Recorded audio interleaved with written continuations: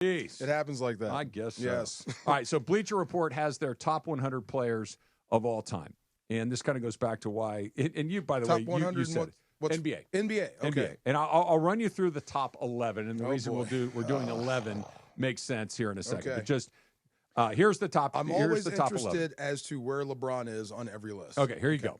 In order from 1 to 11. Michael Jordan, LeBron James, Kareem Abdul-Jabbar, Magic Johnson, Bill Russell, Shaquille O'Neal, Tim Duncan, Larry Bird, Wilt Chamberlain, Steph Curry, and number 11 is Kobe Bryant. Okay, I'd like to hear an argument against that list. Yeah, no, who would you take out of the top 10 to put Kobe in the top 10? Because that's where the argument's going to come from. Kobe at 11 is going to upset a lot of people. Tim Duncan? Bro. So the crazy thing about Kobe Bryant and Tim Duncan, yes, their numbers are virtually identical. That's what I'm saying. They're like championships, one team, amount of years played, points scored, like they are virtually identical. If you tell me, if somebody not disses Tim Duncan or dismisses Tim Duncan, our sports conversation may be over. Yeah, you're not paying attention. At all. That's what I'm saying. So you tell me which guy. If that's your soft target on that list, I got news. I got problems for it. I don't know what to tell you. There's no one on that list you can remove. Remove, no. The one that you might just be able to straight up flip-flop, and I don't know if anybody would be jumping up and down saying you're out of your ever-loving mind. No. Who? Shaq. Because, you know what I mean? I think that, look, I'm not saying that this is anything other than a pretty good list, but if you had Kobe at 6 and Shaq at 11, are you outraged? I don't think so. At one point was the most dominant force in basketball. So was Kobe. One of the most skillful guy on the planet. Yeah. But Shaq was absolutely unguardable. He was. So was Kobe. Yes. Yeah. I think Kobe became unguardable. Yeah. Shaq was unguardable from the minute he touched down. True. For a long time. True. So until he wasn't, because he of course, the end it could have been longer. Yeah. But for a while, the Orlando Magic Shaq, the one that got here before he got huge, that dude was unstoppable. He was. Yes. And I'm not saying that you should. I'm saying that if that's think, a soft target, I wouldn't say the conversation's over. We can talk about that. I don't think it's a soft target. I think it's the one spot that because Curry has to be in there because Curry is on the short list of guys that changed basketball forever. Right. There's the NBA before Steph Curry, and there's the NBA after Steph Curry. Yes. That's how important he needs to be on there. Of course. Yeah. So I don't think he's part of it. If you had to make a top 10 list, Curry has to be. I would say Steph Curry has to be in that top 10. And I think I've been asking that for years.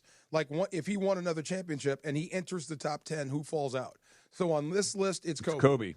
So to follow my own rules, I would put him in my top 10. But if I'm picking a team, I'm picking Kobe over Steph. That's how weird this list gets. Yeah, fair enough. Does that make sense? Yeah, it does. I don't know if that's fair or foul. So here's the thing that when I was looking at this list this morning, it just went off like a hallelujah moment. You did? This is why Laker fans are the way they are. How Think about it. Number 2 on the list, LeBron James, a huge chunk of his career with the Lakers. Number 3 on the list, Kareem Abdul-Jabbar. For all intents and purposes, almost all of his NBA career with the Lakers. I know he won a title in Milwaukee, but you think of Kareem, you think of his career with the Lakers. If I got anybody on that, if I got Kareem and you took the other 9, I'd still be okay. Yep. Yeah. Magic Johnson only played with the Lakers. Shaquille O'Neal, most closely identified during his tenure with the Lakers. Wilt Chamberlain played for the Lakers. He's the one guy that you could probably stretch over a bunch of different teams. But he played here. But he played here, and he was impactful here. Kobe Bryant, exclusively with the Lakers. Of these 11 guys, 6 of them were Lakers. Keep going. Okay?